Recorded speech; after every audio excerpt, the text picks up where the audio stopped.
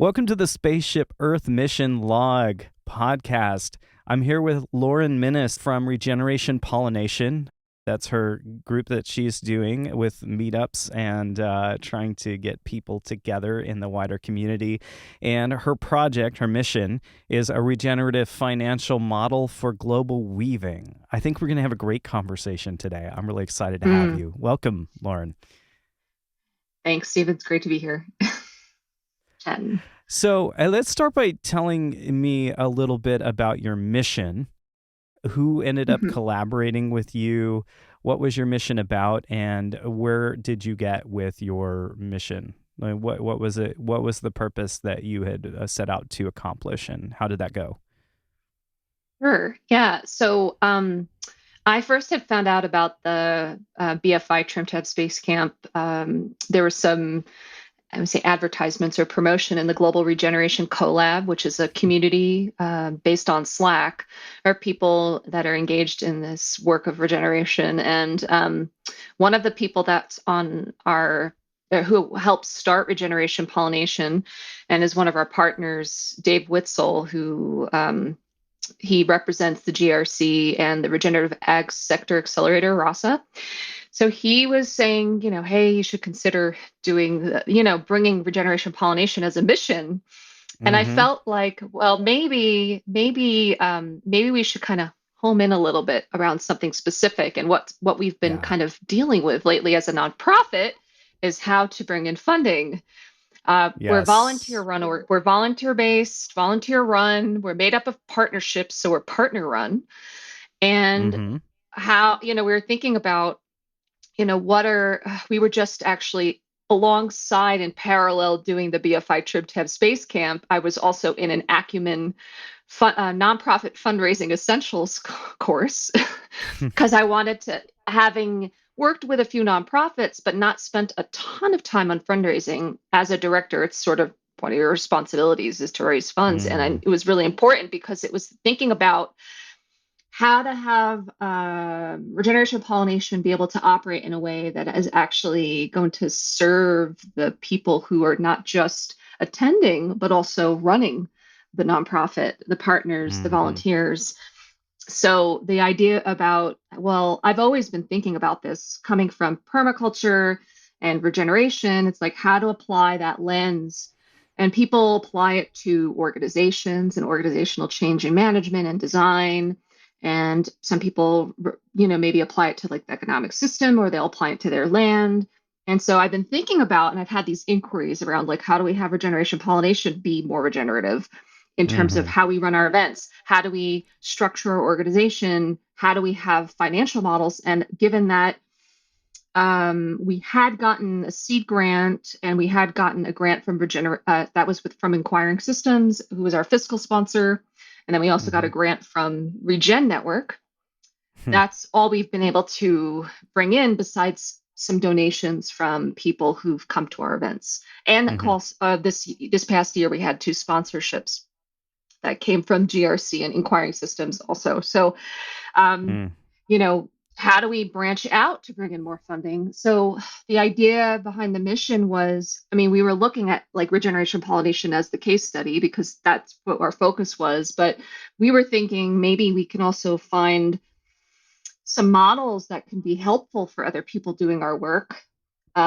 So we kind of went into it like, all right, so what is going to be more regenerative financial model? At this point, we're even trying to get to a place to sustain ourselves, and make sure that we don't contribute to, which is something very frequent in the nonprofit and grassroots movements around burnout, especially when you're relying so much on volunteer. Now, on an aside, there are movements and or groups that do rely on volunteerism, but it's so much about service and more of a spiritual. Like I just came from a 3-day Vipassana meditation retreat, and that's based on dana, that's service donation.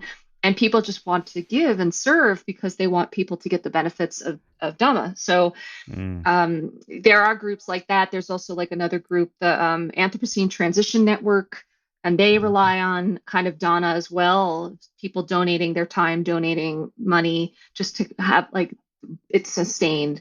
I don't know the Mm-hmm. total ins and outs of how they do things, but in passing from talking to, I'm spacing on his name, sorry, I forgot his name, but I had a conversation with him about this, and that's where he kind of brought it up. But I, being the director and feeling that I need to also be able to sustain myself, and if we want to get more done, to be able to staff like communications and marketing, maybe bring on a fundraising person, maybe Mm-hmm. bringing on another person to help with like partnership and community engagement development, that requires funding. Yeah. So, in the way that the organization currently stands, we have some basic funding that's helped kind of sustain myself. But I knew going into this that there was at some point we were going to need to do something about our model that we have as a nonprofit. And we Mm-hmm. had some grants, we had some donations, we had some sponsorships, but we also we don't charge for our events because we want them to be free. We want them to be Oh, accessible. yeah. So, we have people coming from all around the world, and we don't want any barriers to participation. And really, I think one of the main barriers that at least we still see is just Zoom, because we've got people that are from countries where they don't have the kind of bandwidth. So that tends Yeah. to always be a little bit of a problem, you know. Yeah. Um, but yeah, so that was the idea with the mission, was to think about what we can do to create a regenerative financial model, like what we can do to sustain ourselves financially and then go beyond that and then be able to showcase that too. So going into it, we had I brought in Dave anyway to come, and then one of the other people who's on our team, Ajay Talam, who's an old friend of mine from the Bay. He's been helping out with Regeneration Pollination. He joined the Trim Tab Space Camp. And then we also had, remember everyone name, the names Rupert Toombs, who is from the UK but is in Barcelona, and Mm-hmm. Richard Ramsey. I can't Cool. remember where Richard's from, but those were the two main folks from and then of course Nikki Wall with Loving Eats Nikki's a joined as well, and powerhouse.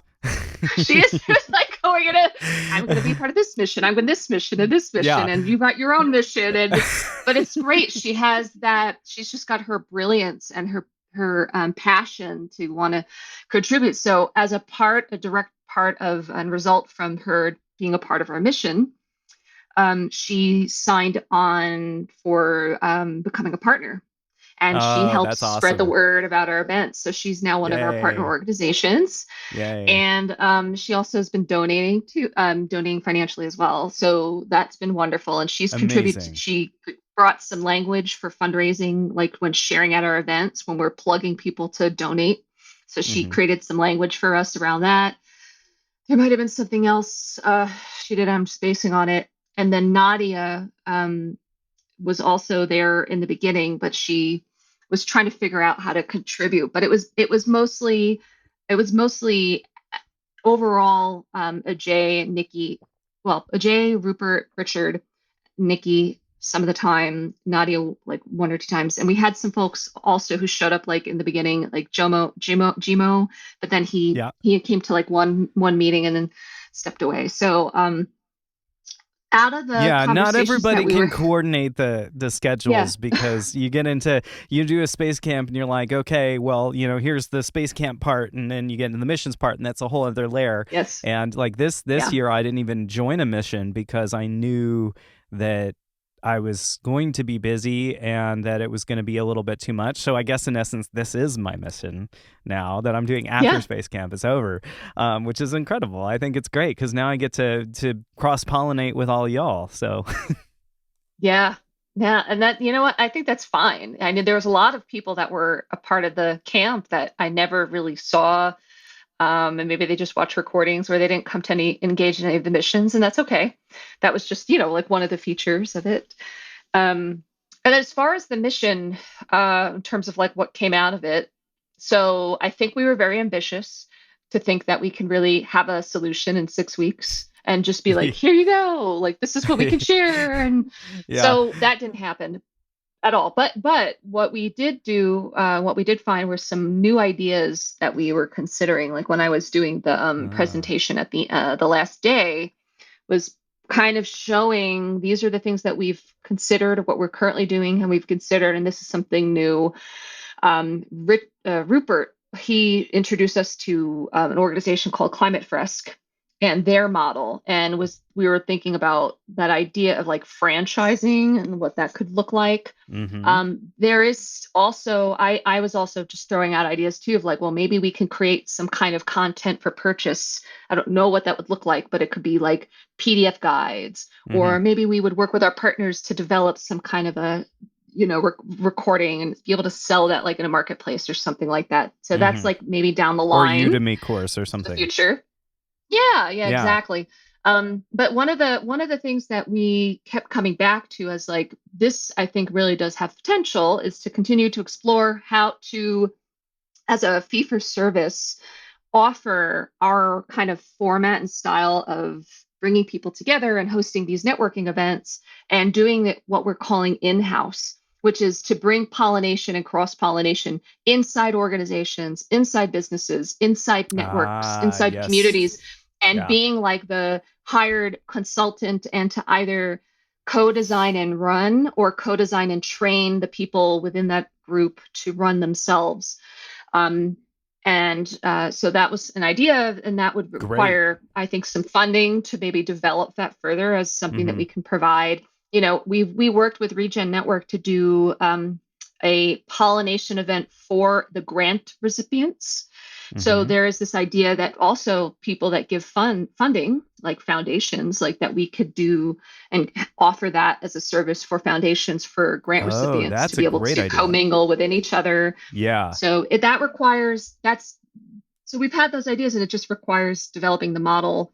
And we sort of did we did some research and kind of sketched out potential price points, like at least three different price points, like, grassroots, small biz, and corporation, and what would be included. But that's sort of like as far as we got. 6 weeks was 6 weeks short to really Yes, it's be very able to short. go in depth to But that have sounds like you something, got a lot out of it, and the cross pollination of ideas that you hadn't had that were brought in from others.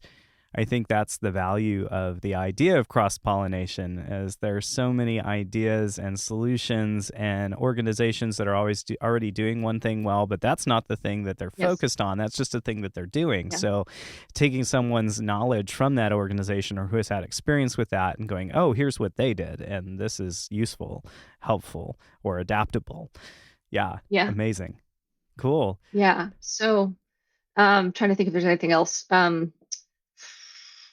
So yeah, and then I invited Rupert and Richard to stay involved and to come to our planning meetings that we have, which we're now doing once a month for, if Mm, they wanted to have continual involvement nice. in what we're up to.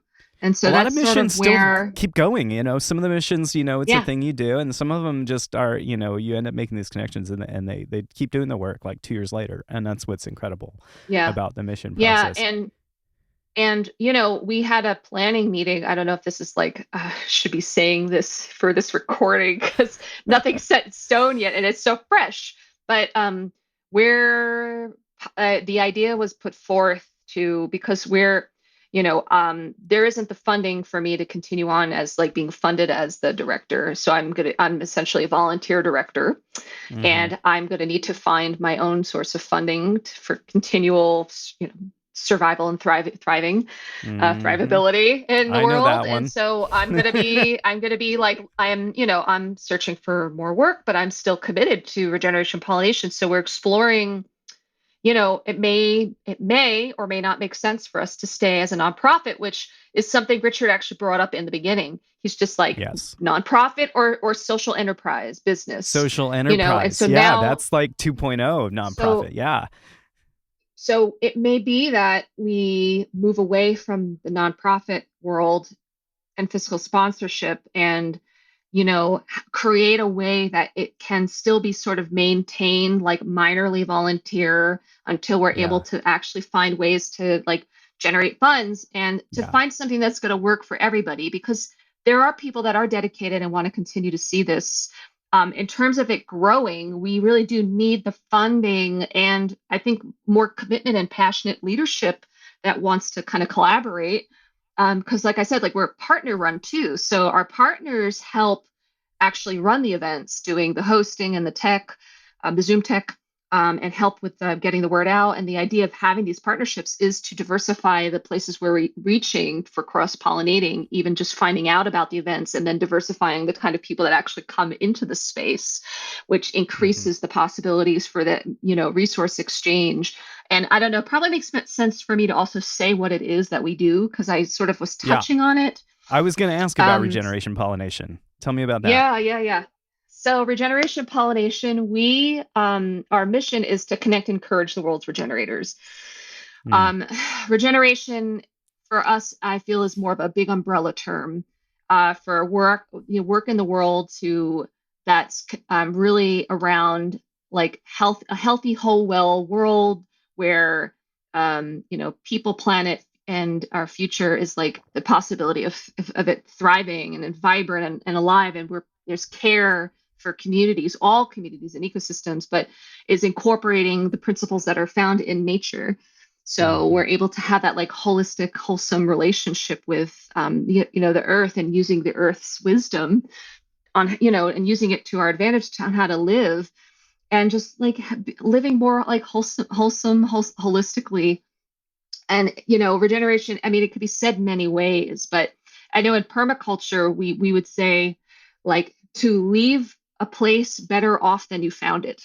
Yes. So you're like Yeah. actually helping restore and bring to life and bring in more life into that soil, and increasing biodiversity. And so that can be done in not just physical, natural wildlife communities, but also human communities. And so we're connecting all these different folks. And what I say is we cross pollinate across sectors, cultures, and time zones. So the Hmm. idea is that we do these two. We've kind of pulled back to two a month, but we are doing three a month at different times, which is also meant to span different time zones. So right now we have Yeah. two different events: the first Fridays at 10 a.m. and the fourth Fridays at 10 a.m. Pacific, and the fourth Fridays at 9 a.m. UTC. So the 10 a.m. Pacific, from people from the basically western part of the Americas and the Pacific, all the way east to even like the Middle East. Folks Cool. all from that region can come together and to connect. And then the other option is basically like Western Europe and Africa all the way to Oceania. And so that Mm. region of the world can come and connect.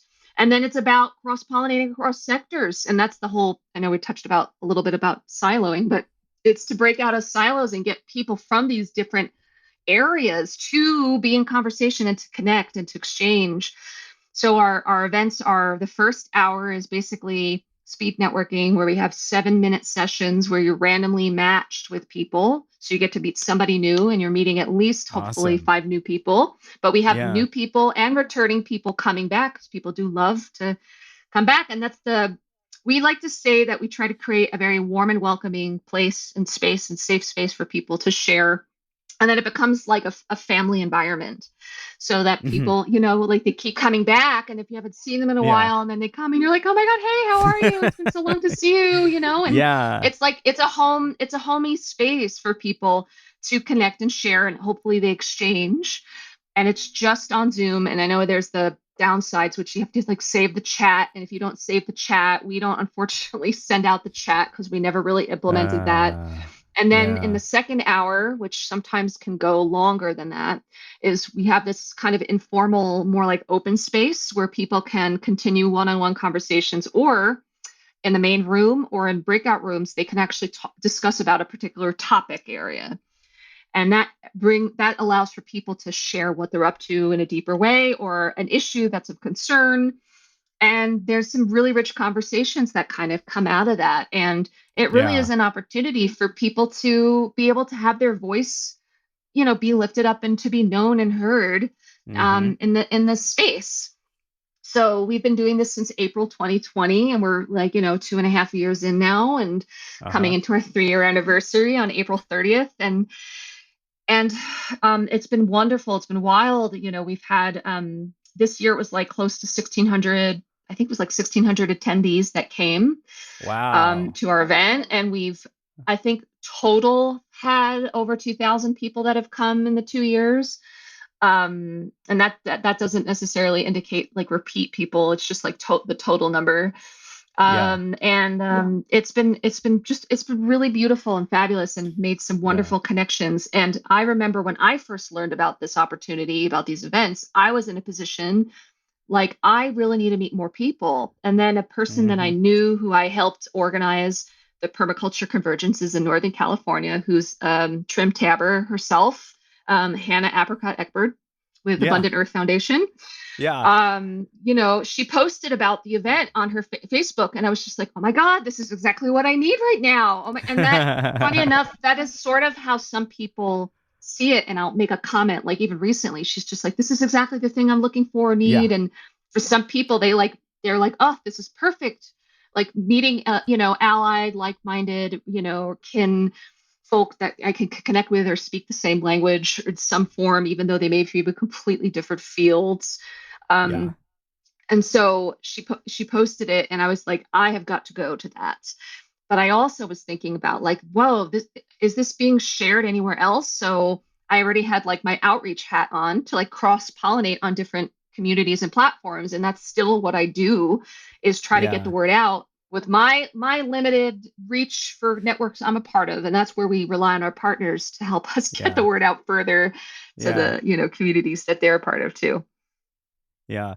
So. It makes me think of, I was having a conversation with one on my other podcast, The Language of Creativity. I interviewed a filmmaker Mhm. and author, producer, Jennifer Fischer, who is in her own Mhm. right, like you, a community builder, someone who networks people together. No, hey, you need something, here's so-and-so, blah, blah, blah, or here's this, here's children's clothes, right? And so amazing woman. And literally we were connecting after having not talked for 6 months or longer. And she's like, I feel so isolated because we took our company off of Facebook, and I'm really thinking about quitting Twitter because I don't like the environment there. But then it's like, that's where I make all my connections. And what do I do? She was telling me about Mhm. this woman from India who started diving. And because she was diving, she ended up becoming an activist for coral. And I'd really like to get her film. She has a film. I'd really like to get her film out there. And I was like, well, you got to hear about Regeneration Pollination, and you probably should go Mhm. to one of their events because you're going to find it really, really helpful. And, it's exactly like that, and she's going, oh my gosh, like, I do want to know about that. This sounds amazing. And this is this, kind of sense that it's time to connect with each other, Yeah. and there's so much that we want to do that we can't do in isolation. And there's also a sense of discouragement that comes from feeling like you're only connecting to the noise and you're not connecting to the high quality of people who are really like-minded, like-hearted, that are trying to do good things in the world. And so I think that's the value of something like Regeneration Pollination. And you mentioned burnout. I mean, the fact that, in a nonprofit organization, you're constantly looking for funds, you're constantly having to go out there. And it's like, okay, I'm giving. Like, how am I gonna? And Mhm. so, it's like how to balance that ecosystem. And you mentioned an Mhm. article on the 8 forms of capital that is an offshoot of Yes. financial permaculture. And so I want to talk about that, because this idea that there are 8 forms or more forms of capital than just finances. And one of Yes. them is social capital. Another one is materials. And of course, you have cultural capital and spiritual capital. Intellectual living capital. So the plants that you're using in permaculture would be example of living capital. And Yeah. so, there's other forms of value besides just money. And I think as we're trying to talk about something like as big as the financial system, as ubiquitous as the financial system, it's really helpful to take a whole systems approach or view to what are the forms of wealth and value and abundance that we have to work with. And so I really do like the idea of evolving from the nonprofit model as we know it, not to say that the idea of not-for-profit isn't good, But the problem tends to be is the overhead. I Mm-hmm. mean, literally, you hear even a lot of charities where it's like 95% of the overhead goes to paying salaries and expenses, and like 5% goes to cancer research, or whatever. And it's just, it doesn't strike me as a very sustainable model, because you are kind of beholden to who can your donors be, and you're always having to look for donors. And I Mm-hmm. think I was really encouraged by the idea of the B Corporation, where it's like, we're Mm-hmm. building something that's valuable, that is going to provide, it's going to have these guiding lights in, and we're not capital first, we're not finances first, and that's important. You had mentioned sort of this like partner-based, decentralized model of growing regeneration pollination. It made me think of what John D. Liu is doing with Ecosystem Mm-hmm. Restorations Camp. When I was involved with the project for Future Cities, he got involved with that a little bit, and I got to ask Mm-hmm. him about, well, how do people make camps? Because I've talked to people, when I tell them about your thing, they want to join. And he's like, well, anyone can make their own camp. It's like, I'm not the like boss of Right. Ecosystem Mm-hmm. Restorations Camp. They're all self-organizing. And I was like, wow, okay. Like that's amazing. So there are other models out there that exist. Let's talk about the 8 forms of capital for a minute. Mm-hmm. Let's workshop that a little bit more. Tell me more about your experience with that idea.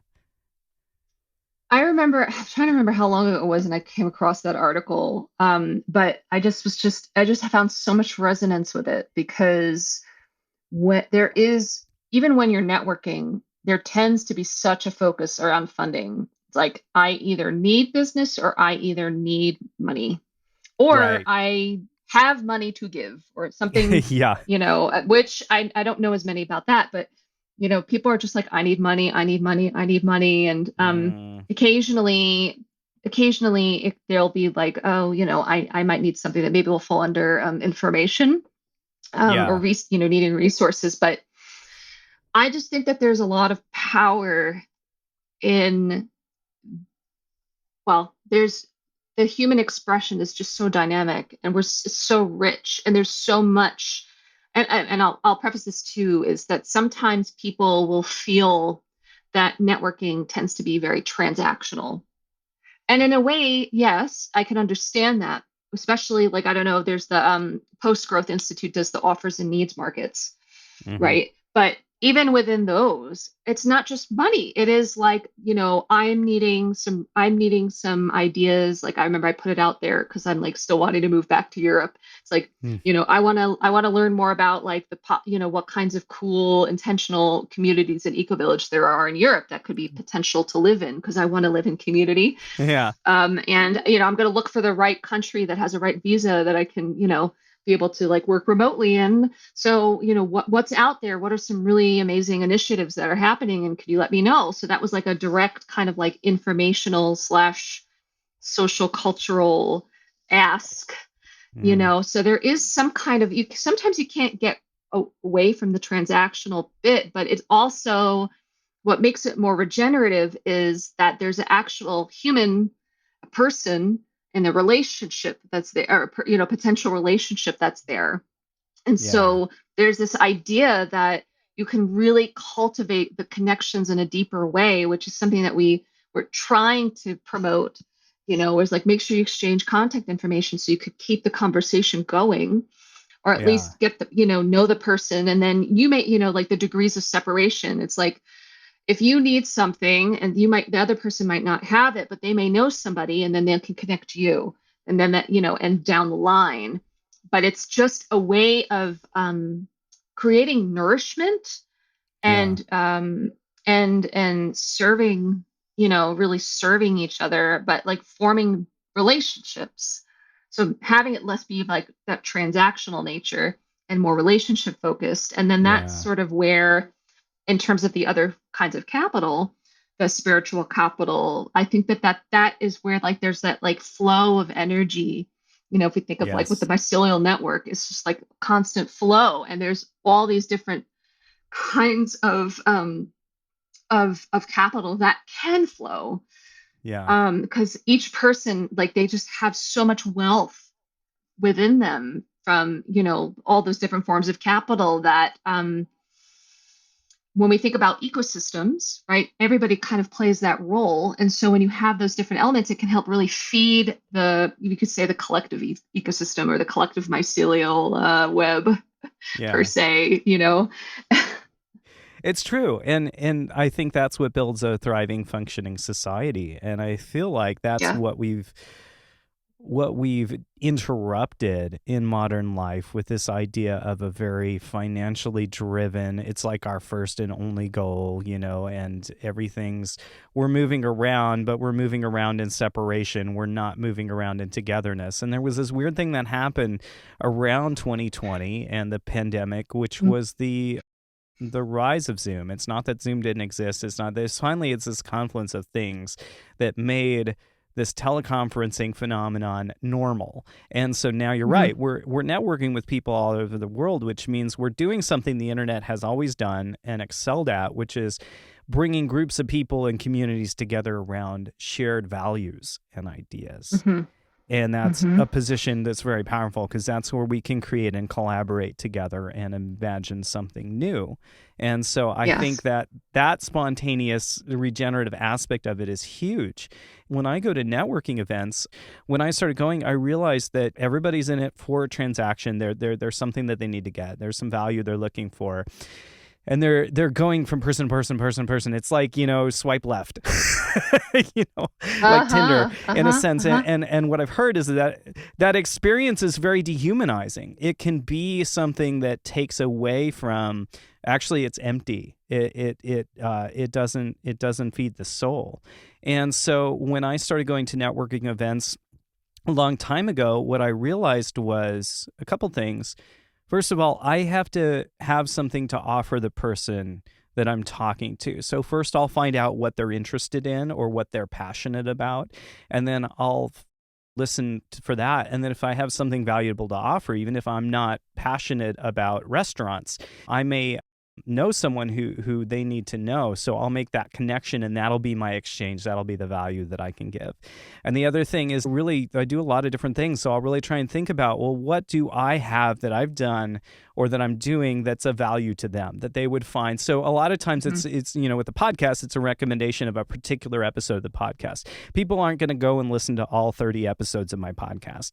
But if I can send you the one, I think this Jennifer Fischer episode or the KD McBratney episode is perfect for you, and that's the perfect introduction to my podcast, and you like it, then so that experience, that exchange of me giving you something of mine is actually a value to you. It's not, hey, listen to my podcast, like I got to get more listeners. And I think that's what you're talking about when we're talking about getting into a more regenerative frame of mind around all of this, is that it's a different mindset or heart set about how we network, about how we exchange. And if an exchange is a gift, and if I give you a gift every time, we exchange value, and you there's a gift that comes to me in the giving, then it's a whole nother framework for how we do the world, honestly. Yeah. Something came up for me. Well, two things that came up. One of them I wanted to share earlier was that the pandemic really created an opportunity. And this is where I feel like we're very well positioned, is because people couldn't interact physically. And so we were reliant on being online. And so the beautiful thing is now we can connect people further and farther reach than was possible doing just in person. Now, that's not to diminish the power of being in person. And we do encourage people to do more place-based, local work, Yeah. So there's that. But, something that I actually didn't think about too, which I think is another opportunity that is, I think, an aspect of what's powerful about what we're up to, and it can be also included, is the power of listening. So let's say that you have two people that are in a conversation and they don't necessarily have anything in particular that, like, in terms of an exchange for, like, I'm looking for a job. And then a person, there's like a dead end or whatever. What both people can do that is, I think, very nourishing is the space that's created in their listening of the other. so that maybe that person that's coming to network has not had an opportunity to really share their work and share what they're up to and share the stuff that really lights them up. And as an exchange, that person is providing a really beautiful listening, that person gets to be heard and known, and that you never know what's going to happen outside of that interaction, so that's the, like, who knows what'll happen. And maybe like down the road, the person who didn't have anything to per se offer besides their listening remembered about that person sharing months later, and then let somebody know. It's just like, you just don't know what's possible. And I'm reminded of like my motto that I share with people is just that, like, opportunities are just a conversation away. Right. Yeah. So there's this like magical space that can get created when you have an interaction. So when you are coming at it like less transactional, but more like, wow, I'm meeting somebody new. This is exciting. Let's hear what they're up to. And let's also lift people up. I think that was something that we talked about too originally, is with enough funding, we would figure out how we can actually really lift up our partners and lift up the people who are coming to our events, to get their voices heard out there in the world where they couldn't, given our reach, from our website, or if we were to like create content pieces and things like that. And unfortunately, we weren't able to do that. But just coming to the event alone is a way to further lift yourself up in your work by reaching new people, to let people know about what you're up to and what excites you, and maybe even inspire somebody new, somebody to do whatever you're doing in their communities, or to further what you're doing, Have you thought about making the events pay what you want? We So, have, like, people... and this is, yes, so we have, and the issue, and this is sort of either an executive decision on my end, or I don't know, but we need to either migrate away from Zoom registration.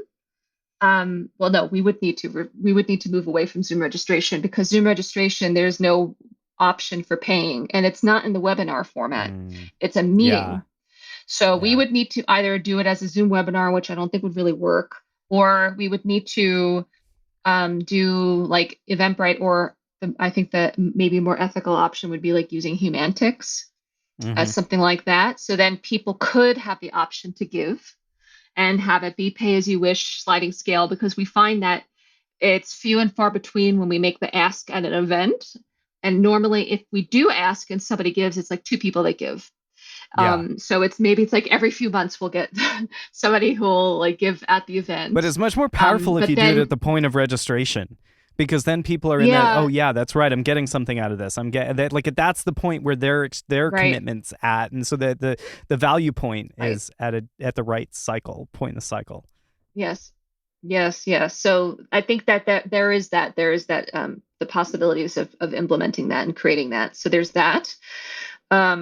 There was another thing I was going to say. Oh, just from what I was sharing about the potential direction that we're going in, that not as like franchised per se, but that our partner organizations can really like own and potentially like future.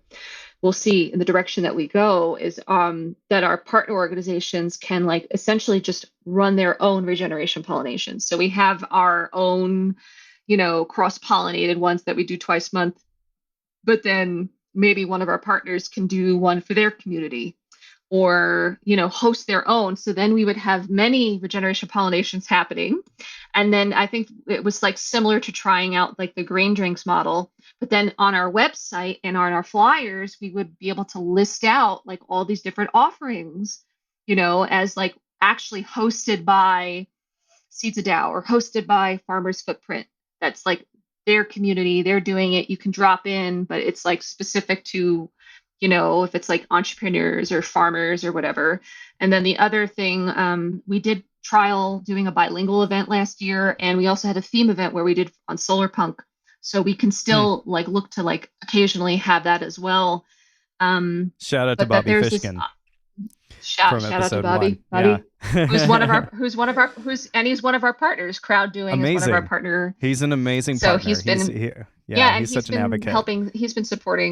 He's been supporting us from pretty much the beginning, I think. Wow. I would say is like, he's OG Regeneration Pollination, I believe. I think it was Bobby, and then Dave Witzel, Hannah, and I know I'm missing somebody, but I think Neil with Shareable as Hmm. another organization. Those were like some of the original partner groups that were kind of helping, kind of like, collaborate and help us get this kind of thing off the ground. There was something else I was going to say, but I've lost my train of thought, so I'll let you Okay, continue well, we'll anyway. tangent around a little bit, but I really want to get to the Yeah, part about the conversation around siloing. When I yeah. started to attend space camp, what I immediately noticed as somewhat of an outsider and in general, I'm a music producer. Hmm. I don't do this world. This whole world is amazing to me and new. And one of the things I immediately noticed was the duplicate work. So, in other words, people are starting these initiatives because there's a need that needs to be done. There are groups of 3 or 4 people, and as I'm learning and learning and learning about all the different initiatives that are out there, there are so many, and it's impossible to know about them all. And like you said, a lot of them are underfunded, or they're volunteer funded, or there's just somebody just doing it because they Right. want to. And so, you may have this base of knowledge. Like even in one of our projects in the future cities, we had such a wealth of people who were in like eco villages, and one who did Yes. engineering for the city of Detroit in sustainability and worked in a consulting firm there, and people who have built shipping containers with complete workshops in them so you can build a village, right off. So much like incredible information capital.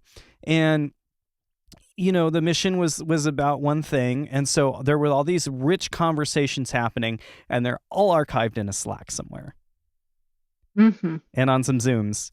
And Hmm. that there are things that I've had people mention in other groups, like, oh, I wish we had this, I wish we had that, or whatever. They were things that we were like working on, but they're just sitting there. And so, there's these problems where, there's it's a lot of work to get the information to be put somewhere that everyone can access it, because we're limited by the bandwidth we have as individual humans to consume Yes. information. And so, like, if somebody wants to go reference something in this podcast, they need to go watch the hour-long podcast to find it. And so maybe Hmm. it's back in their memory somewhere, and then they get to mention it to someone else and make that connection. Like you said, maybe there's something 3 months later, someone's like, oh yeah, hey, this, and they might send the link or whatever. But let's really talk about that. How do we solve the problem of siloing? Well, there's something that I think happened for me. I don't know how many months ago it was, but I kind of came to this realization that siloing is inevitable and it's going to keep happening. Mm-hmm. And there is a certain aspect of it that actually isn't a problem, only because all it's showing is that, like, wow, it's amazing. This is like whatever's happening is in the collective consciousness, and that there's all these opportunities that are happening around the world. And it's great.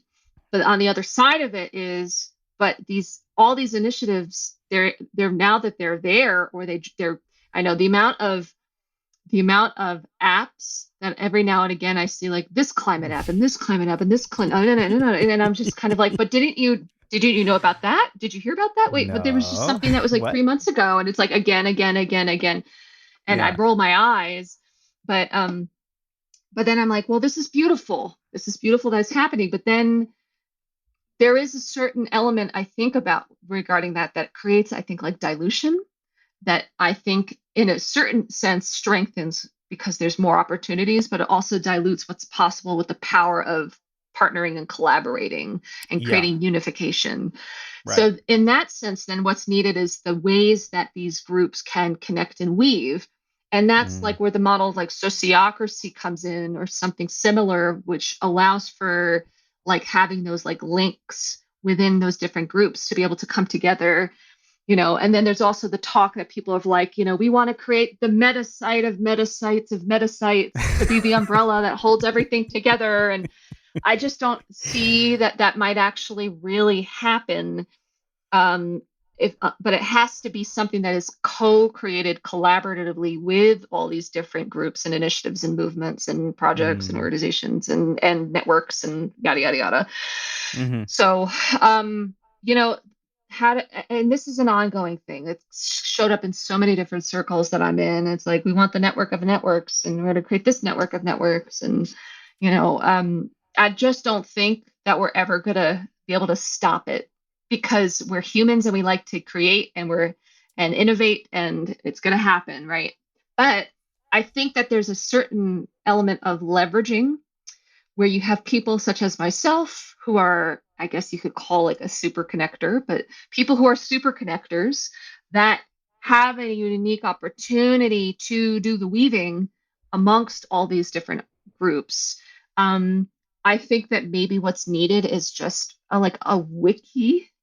If you want to Mm-hmm. create something that's meta, but that's like a co-owned, what is it? Co-owned commons non, like a DAO-ish kind of wiki or something of the like that is the information library, Mm-hmm. because I think that that's something that's probably really needed. That will also be the host for being able all these different groups to be able to link themselves, and then it becomes like this like global library that Mm. can everybody from all these different countries and communities, can just access to find that like wealth of information. And then it's like the one-stop shop. I think there is still a power of having a one-stop shop. Yeah. So sort of I like a don't think larger that version of the cooperating manual for Spaceship Earth project. probably Mm-hmm. yeah. And then there are But people that something that also can be talked about like like, added to by everyone and also moderated by yes, everyone, like it's a Wikipedia. commons.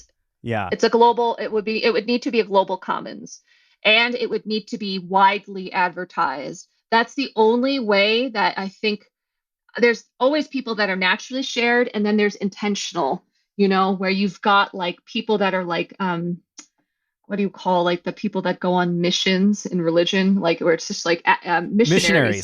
it's like Yeah. Evangelists. but Yeah. maybe change it from missionary, even though it may have a negative connotation for some people. But it's like change it up to be some kind of cool, creative, version of the word, and you Yeah. have like actual missionary representatives from these different movements that are contributing to the space, that are purposefully, actively getting the word out to let groups know. You know who And it's is like that? advertised, and it's like advocating that.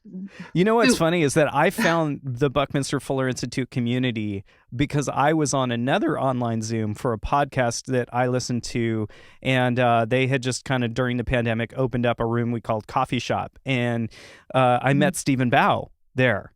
Uh-huh. And so Mm-hmm. recently I was having a conversation with Stephen, and he said, you know what I realized is that I'm kind of an evangelist. And I'm like, you are absolutely 100% an evangelist. And it was like the light bulb went off for me because like everything I found out about, is indirectly because of Stephen and introducing me to Trimto Space Camp at Buckminster Fuller Institute.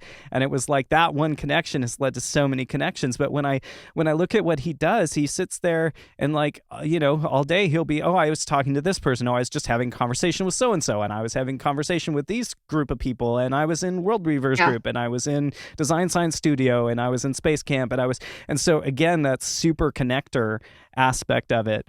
It was hysterical because when I was looking for the name of this show, I was looking Mm-hmm. at all the SEO potentials, and it was funny because if I type the word, if I put the word missions, if I put missions log with an S, then all the SEO was like Christian missionary type stuff. And if I put Yeah. mission with an N, no S, then it was like, more like space. It was more like NASA and things like that. And Sure. it was so funny how that one little letter made a whole difference in terms of I digress, but, just to talk about, missionaries for a second, there is a need for evangelists and missionaries and super connectors and people who are sharing these ideas and pollinating, as you say. Another reference that I have of mine learning from Space Camp was watching Kurt McNamara talk. And he was Mhm. talking about geometry, and so he had his the balls with the sticks, and he's like, okay, so here's a single point of connection. It has a pivot. It's very flexible, and so you make this connection, and it's super flexible, and that's the advantage of this connection. You add 2 points, and you get a hinge. And so now you have Mhm. something more stable, but it still has some degree of flexibility. You add the third point, and then that third point, it's very stable, but the downside is that you really can't change it much at that point. So if you need flexibility, this is not the organization for you. And then he took, I don't know if I can do it, but he took like a stick and he put it like in Mhm. through the pyramid, and he's like, that's the pollinator. And I was like, I was like, that's me. I like to jump from group to group to group to group to group to group and put all these things together and all this information together and just see how it can Yes. all connect. And so, there's value in, not necessarily, there's value into the people who don't want to join a particular group and become married to it. That's the pollination aspect. And we Yes. need those people. And we also need those people who are the hinges, and we need the people who are the stability that actually make a thing work, that are the glue that Mhm. holds something together. And so they all have Yes. value. And truth be told, we can be all four in different areas of our Yes. life. And I think that's the Mhm. diverse nature of it. Yeah, exciting stuff. Really, I'll give you a chance to respond before I just jump from topic to topic. Yeah, no, I think, yeah, I mean, evangelist can have its like negative connotation to it. And I think it really is all a matter of how the conversation is had, the quality of the conversation, the tone, the way that the person's being. But then there's just the like, like in many, I want to be like Soviet, but when they need to make announcements, or even like if there's a tsunami warning, you have like the system with the I don't know why I can't think about what the name of it is. My brain is Yeah, spacing the to me, but emergency microphone broadcast system. system. Right, right. Boo! No, no, no. But the microphone, you have like an outdoor microphone that will just, but like there are communities, I forgot, maybe was it when I was in Israel? I'm trying to remember where I was, where if there was an announcement for let the community know that there's this thing happening later today, that the whole Yeah, village would they were they'd like have the air this raid like sirens or the system. big speakers that you see. Yeah. Yeah, exactly. So like that, but for communities and the people that are basically the microphones, it's just announcements. It's like letting Yeah. people know. And obviously you can phrase the language that's just like, please contribute, please join, and that's how to, and then there's the broadcasting of it, spreading it as far and wide as possible. And figuring out, also looking deep to who's missing.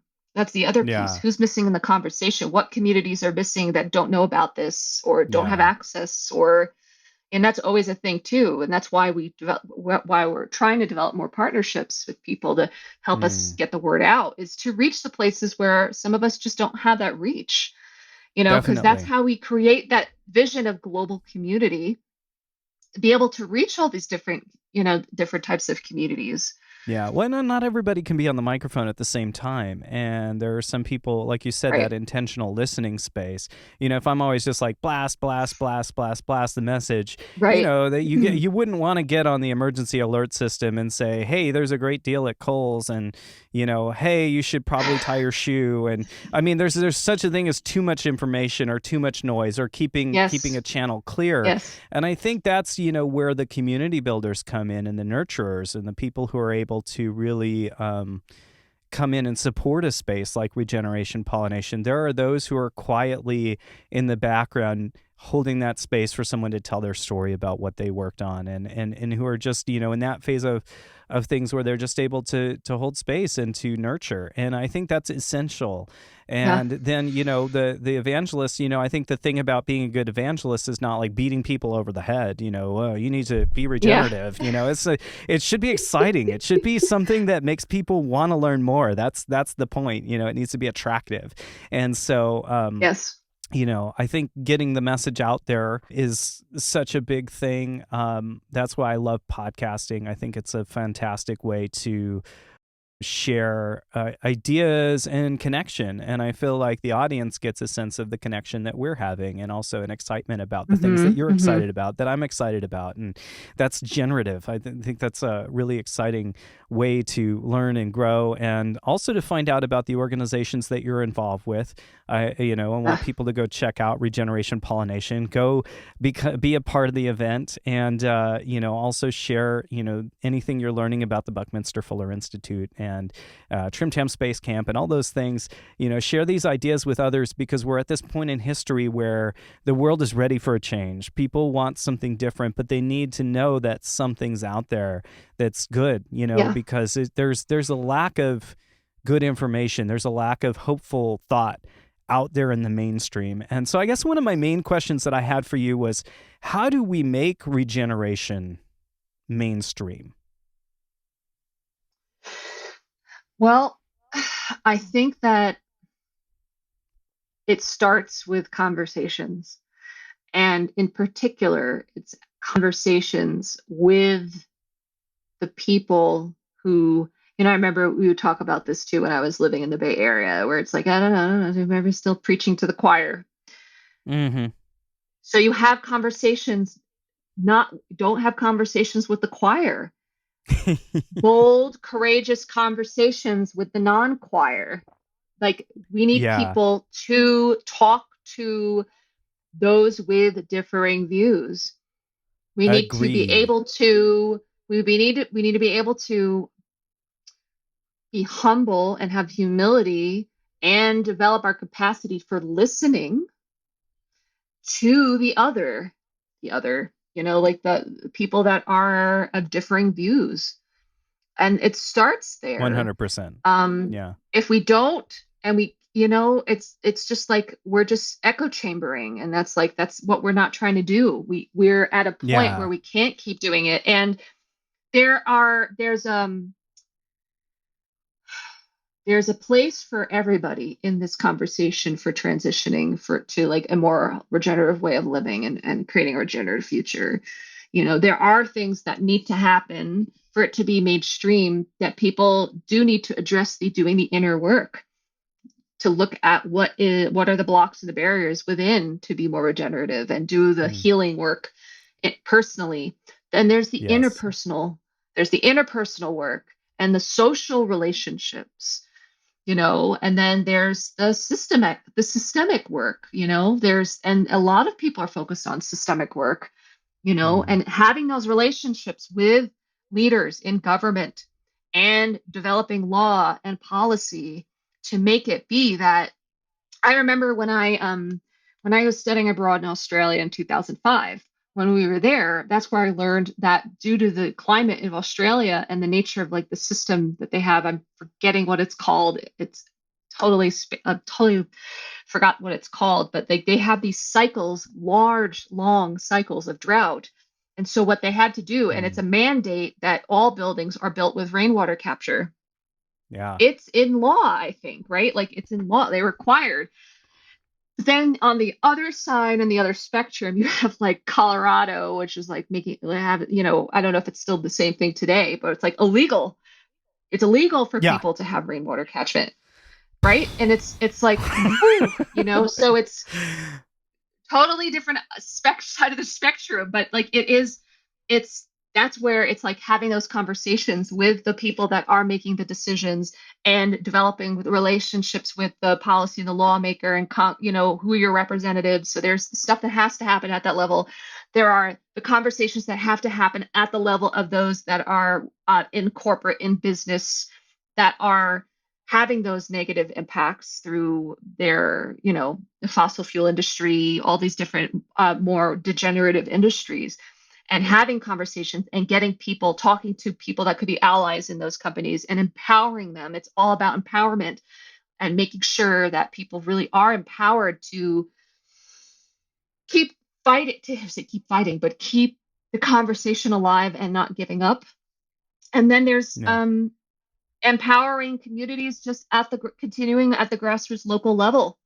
and to, as much as I don't like saying this, the reality of the world that we live in is engaging in pop culture, right? Is to have those influencers talk to the influencers on like TikTok and Instagram and YouTube, and having conversations with allies in the celebrity world, because Mm-hmm. people listen to those people. You Mm-hmm. find like those L'Oreal ads, you've got, whoever from actress that's there.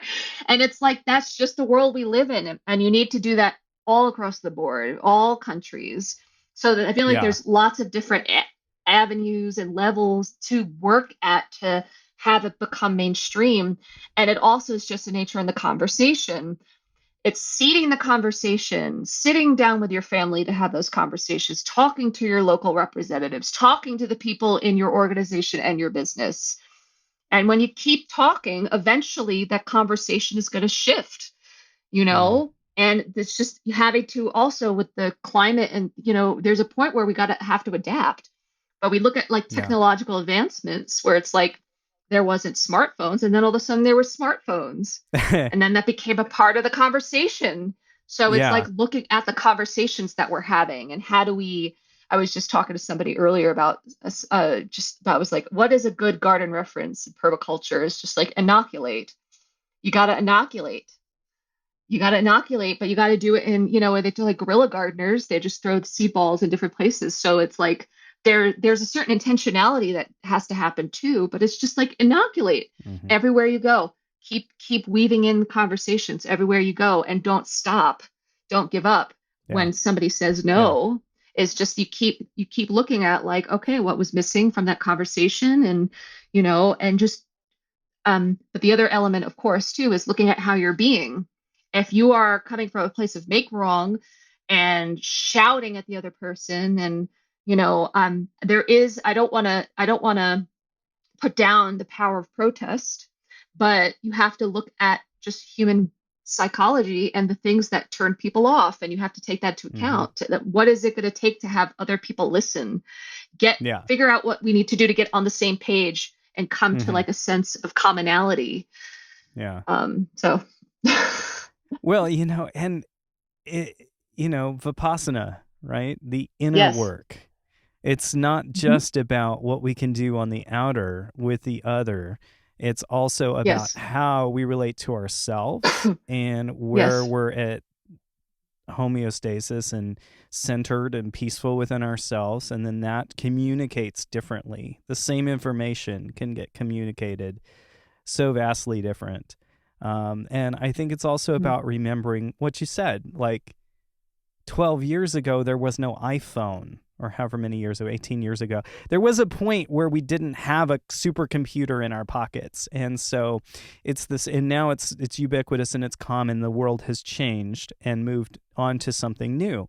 And it's the same thing with ideas, even in divergent groups of people that we might find, in a different place than we are. People's Mhm. mindsets change over time, and something that was rigid and fixed 20 years ago within a mindset Mhm. or a group or an ideology eventually Yeah. will come to terms with the outer reality. And so the world is shifting. People are shifting, and how we have these Yes. conversations from an intentional space and make it appealing and make it thought provoking and make it genuine. I think we Yeah. are all ambassadors for this. Yeah. And the one thing that I'll say to that too is you have to get into the other person's world, and you have to speak to them. What are their interests? What are Their the things that language. matter to them? Yeah. Yes, you have to make your Yeah. language match theirs. That's the other piece too, is thinking about accessibility. So like at the end of the day, because we're already seeing it too about like the co-opting of like regeneration and the word, and different groups throwing that around too. And it's like how to develop the language that will really speak to all different type of people. And we acknowledge that there are people that won't come to our events because they're very niche focused, so it may not be everybody's boat. And some people don't even see that regeneration is their language or could matter to them. And so there is that too. But Yeah. to make something mainstream, it really needs, you got to think about what's going to speak to people. And then there's that desire of like, where I'm not going to tolerate this anymore, because how do we shift something from not mattering to mattering?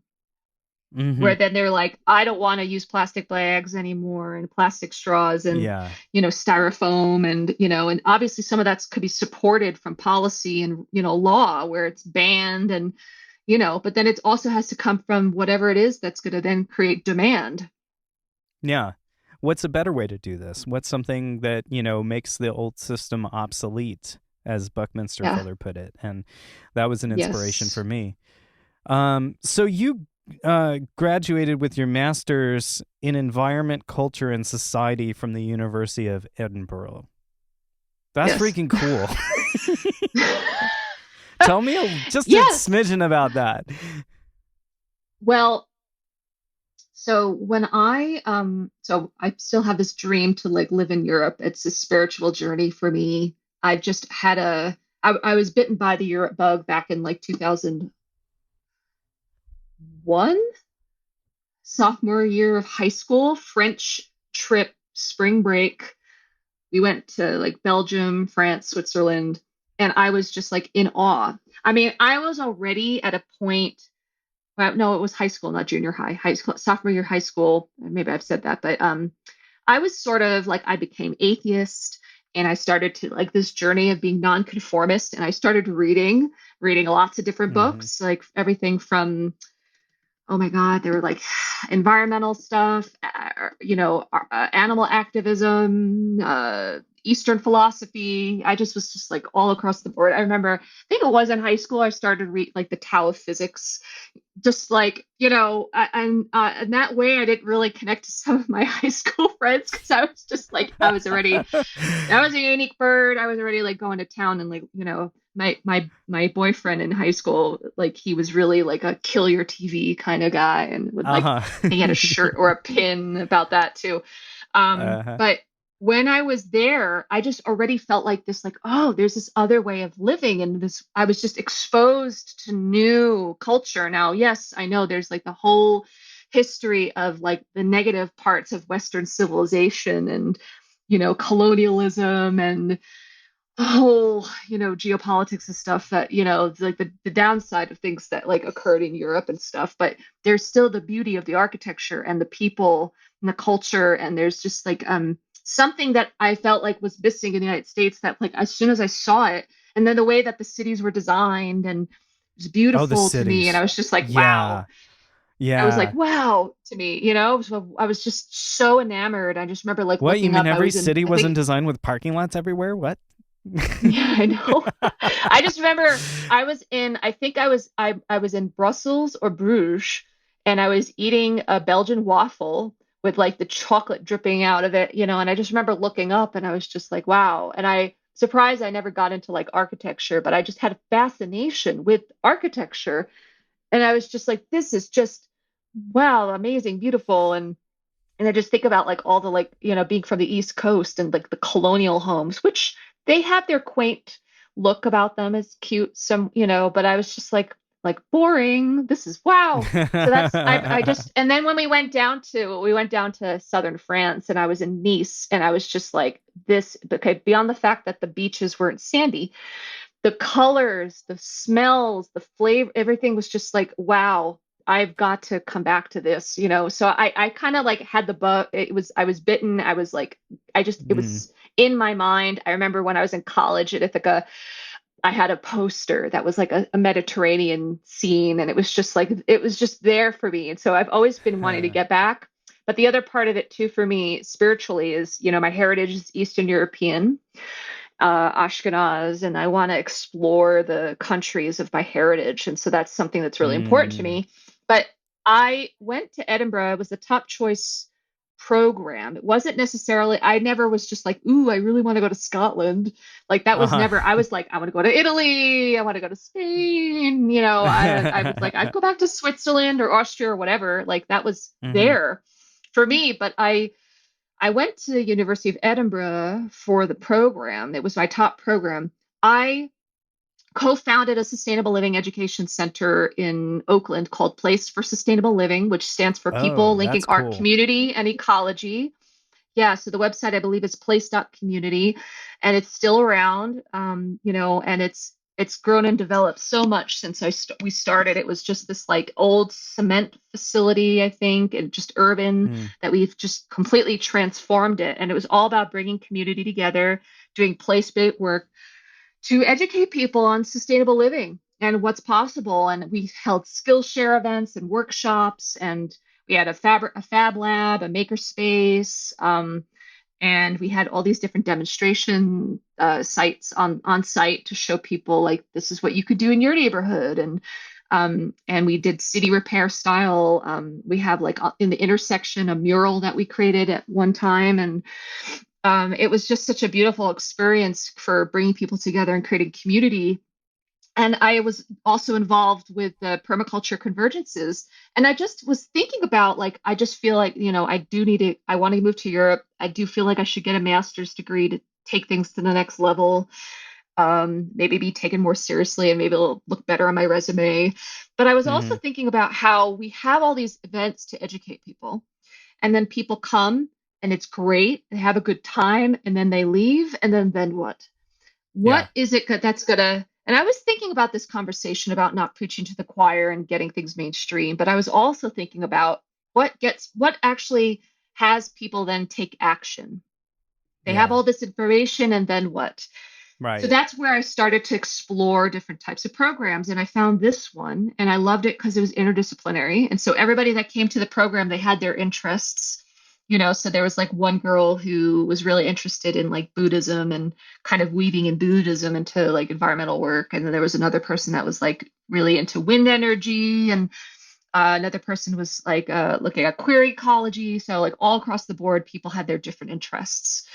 Um, so yeah, the core courses were ethics and values, which of course is important in looking at like human drivers, like what are their ethics, what are their values. And then there was a political ecology course, so that really looked at things Mm. at the systems level. And so there are also these electives that at the time unfortunately weren't offered during my year, so I didn't get to take them. Oh. But I was like, ooh, like you had environmental sociology and global, what was it called? Global environmental politics. That one was offered, but there were only a couple seats available for people not in the program that was required for. So I didn't get into that class, but I did take a landscape and well-being class. So I learned a little bit about the impact that our landscape has on our perceptions, and Oh, 100%. Yeah. like how, when you're designing spaces and windows and the importance of light and all this Hmm. stuff. It was really interesting. So But important. Yeah. yeah, so at the end of the day, I loved being in Scotland and in Edinburgh because it's such a historic town, and that was beautiful. I mean, I feel like I Mm. locked out in that way. And then for my dissertation, I originally wanted to write on love because I just feel this like call for like how do we create more loving community in the world? But then my Awesome. supervisor's like, you got to narrow it down. It's too broad. So then Aw. she introduced me to care and care ethics. So I wrote my master's dissertation on as like an exploration into if the ethics of care can be expanded toward more than humans, Hmm. and looking at that, and it was sort of exploring. Was it? Let's see if I can remember. An exploration in emotional and geographical distance. How emotional and geographical distance can Oh. impact one's care. So that was like a Yeah. start, and then exploring things through these courses too. And it was like I got my appetite whet, but that idea of what are the drivers, where culture, society, social norms, media, human, psychology, and you've got like ethics and values, beliefs, paradigm, worldview. There's all these different things that really contribute, and I feel like it's a Mm. continual learning journey to really understand that what drives a human to then, like we're saying, like what is going to cause them to kind of take that action, and what's next Yeah. to transition from being degenerative to being more regenerative. And I don't have the answer yet, but I Yeah. think some of the things that I said previously, you know are a step to I think get there. Mm.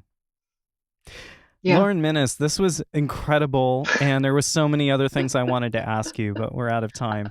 Oh, bummer. Where can people find Regeneration Pollination and go and join your events? And also, I would Yes. love for you to list your top 5 gifts to share with people of things that people that you've encountered, projects that you've encountered that you would like to share and have the audience know about.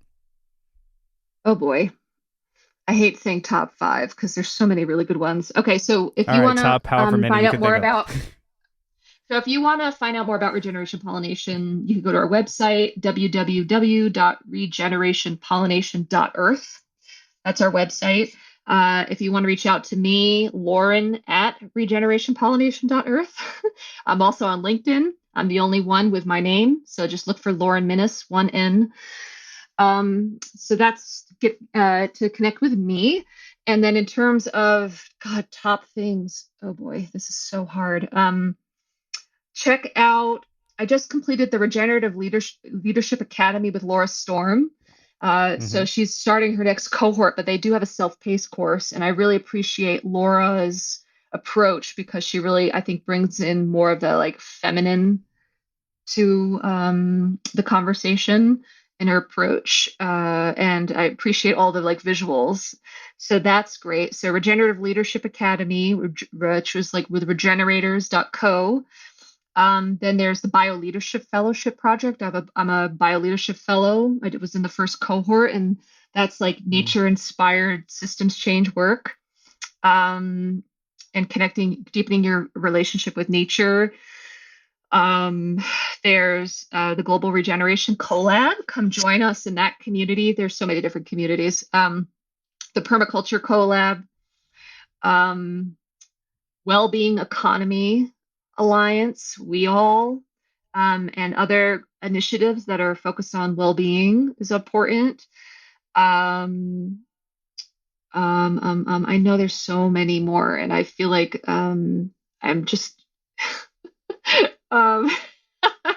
We'll link all these in the show notes so that you can click the links and follow whichever one catches your attention, your interest. Lauren, thanks for being here on this Spaceship Earth mission log. Thanks for everything you do, hosting your events and your presence and the way you are cross-pollinating in the world. Thanks for sharing today. It's been great to have you. Yes, it was so great too. One more, Bioneers, and they also do work around women's leadership and indigenous. Indigenous, raising the voices of indigenous people. And I definitely would support and raise up the voice of Bioneers.org. Very cool. That's another community of people, and their Bioneers event is worth for everyone to come to. So thank you so much for your time and having me on. Siva's been great. And I look forward to connecting with any of you who reach out and come to hope to see you at one of our future events. All right. Check out Spaceship Earth Mission Log on Substack, on YouTube, and Lauren and her work. Thanks for joining us on the Spaceship Earth Mission Log.